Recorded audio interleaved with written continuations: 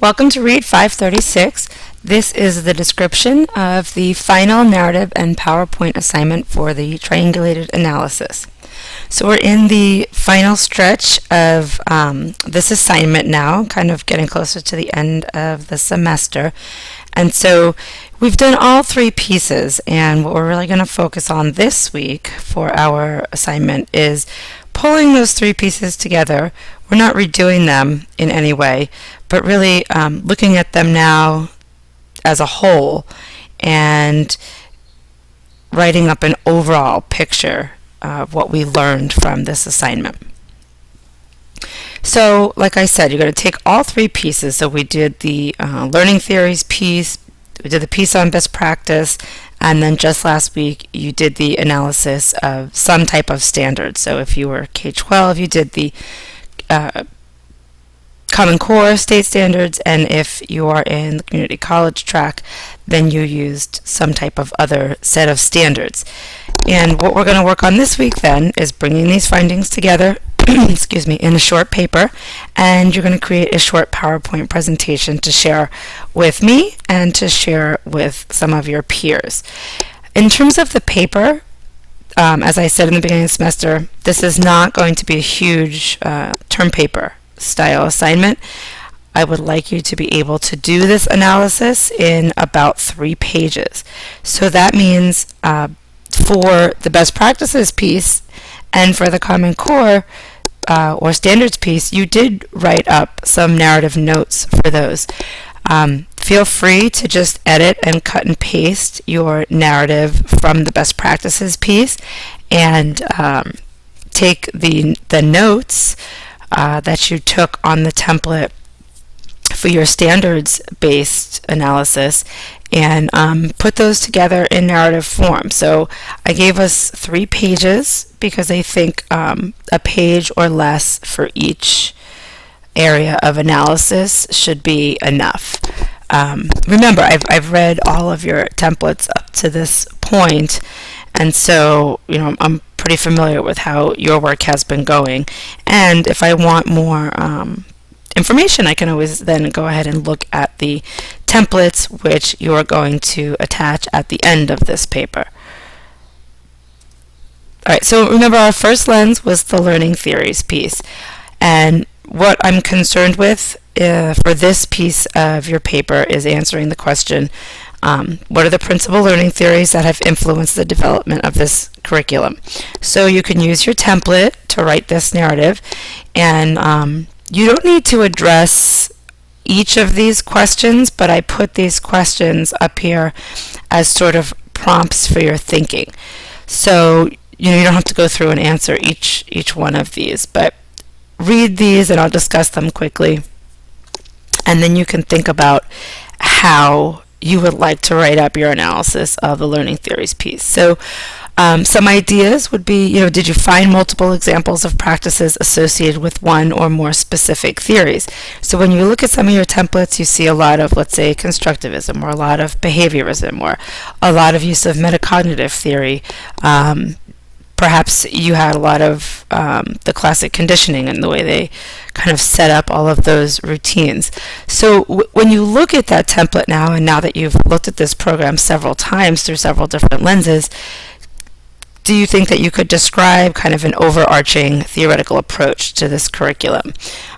Is it more balanced? Do you really see that they pull from one area? Is it based on, let's say, social constructivism? Does it really incorporate a lot of the social learning theories? So kind of what is your analysis of kind of its overall theoretical approach? Or perhaps you don't see one. It really is a blend of very many theories. So that would be the second. Is it balanced? Is it a blend? You don't think that it could be classified as taking a dominant approach, or yes, I really believe that even though it has examples of other theories in practice, it really comes from X, Y, Z. So again, these are just meant to kind of stimulate your thinking about this part.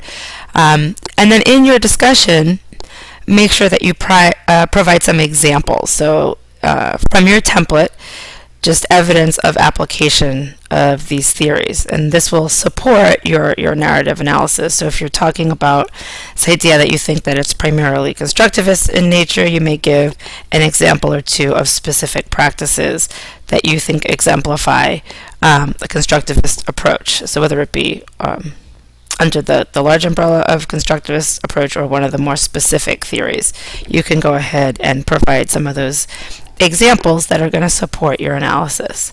So then we're going to move to the second piece, which is the best practices. We're thinking about then what are the strengths and weaknesses of this program relative to best practices in your particular area of reading and literacy.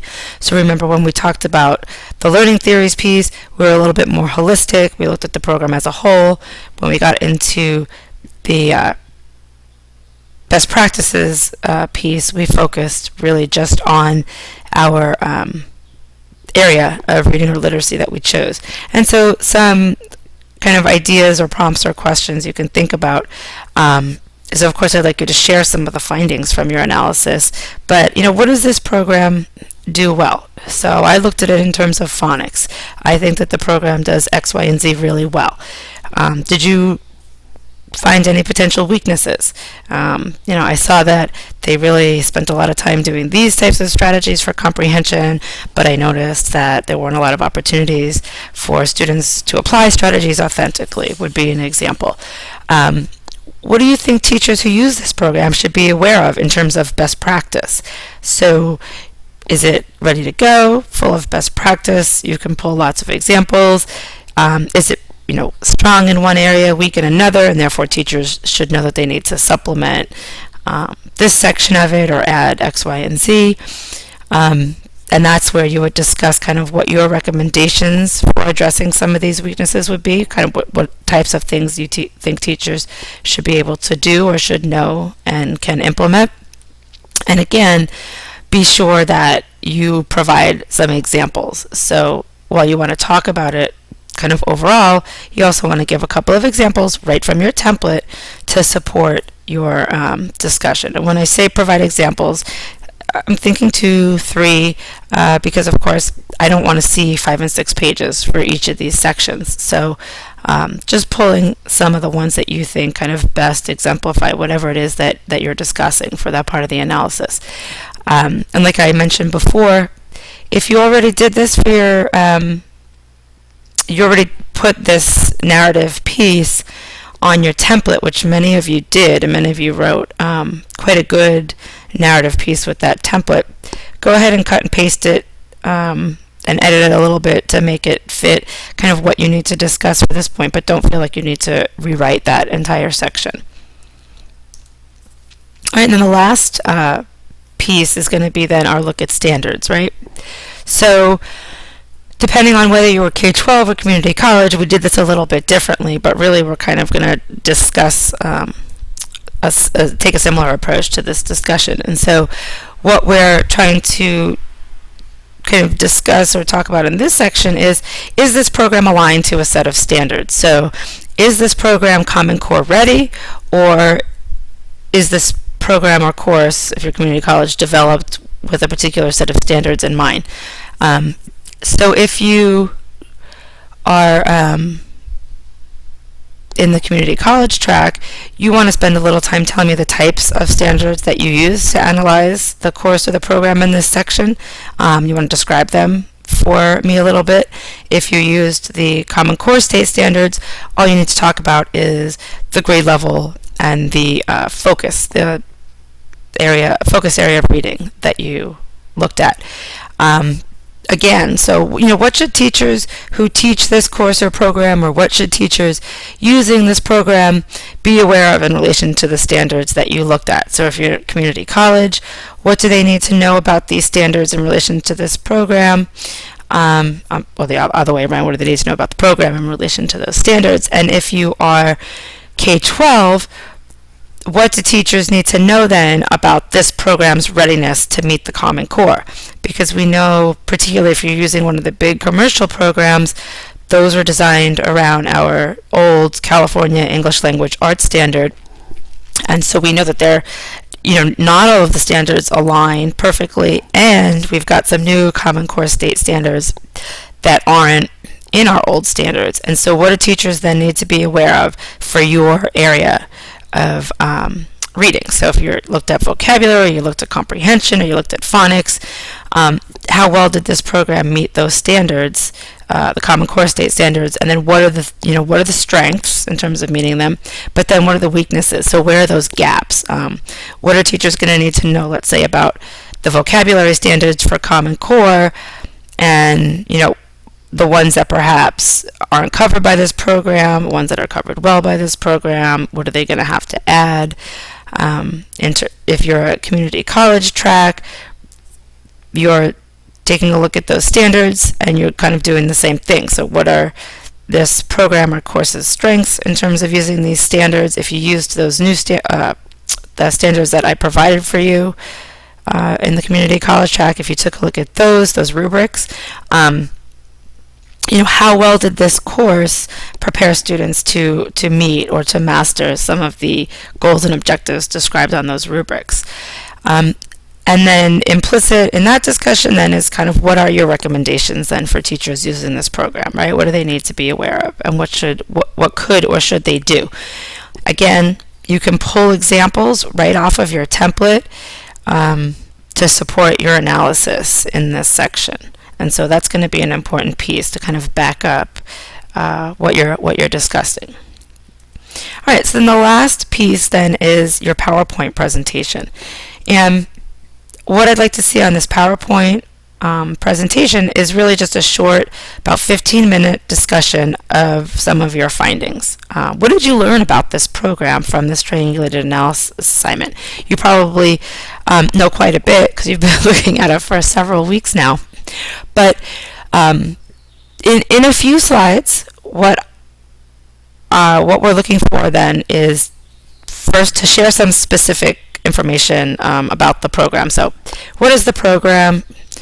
Who is it geared towards? What grade level or level of reading did you look at? What area of reading did you look at? So give us a couple of details about the program, whether you're K-12 or you are a community college, and then address each area of your analysis. So in a slide or two, tell us about what you learned in terms of the learning theories piece. In a slide or two, tell us what you learned in terms of best practice. In a slide or two, tell us what you learned in terms of the standards analysis.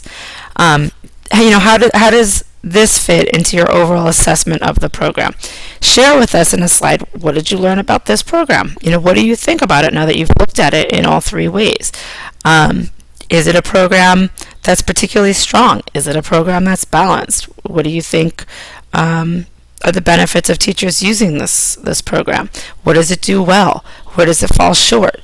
And I would like to see this all just in one screencast. So Screencast-O-Matic, which is the program I'd like you to use, and I've said that several times throughout the documents and the outlines for this assignment, gives you 15 minutes. So if you don't have a Screencast account, you can sign up and it's free, and they give you 15-minute segments. So if you go ahead and you look at the tutorial I provided, it tells you how to get started. There's also one of the things that I do sometimes when I have a lot of information to share is I write myself some notes. And so I found that when I do that, it saves a lot of time. So that might be something that you want to do. Print out your PowerPoints in front of you. Go ahead and write your notes. Sometimes, and I'm sure you could tell when you listen, sometimes I actually script it for myself depending on how long I need the discussion to be, because I have found that sometimes when I just speak and I just narrate without those notes, I can go into 3 and 4 and 5 screencasts when I probably could have done it in 1 or 2 if I was real succinct. So once you record that, you have the option to upload it to either Screencast-O-Matic itself, or you can upload it to YouTube. If you upload it to YouTube, you kind of save everybody the hassle of having their Java updated, but you can go ahead and upload it to Screencast-O-Matic if that's easiest for you. And then you're going to just provide us the link that they give you to the screencast. That's what you're going to post on the forum. Go ahead and take a look at the checklist, because that describes what you need to do after that. And I am looking forward to listening to these presentations. Have a great week.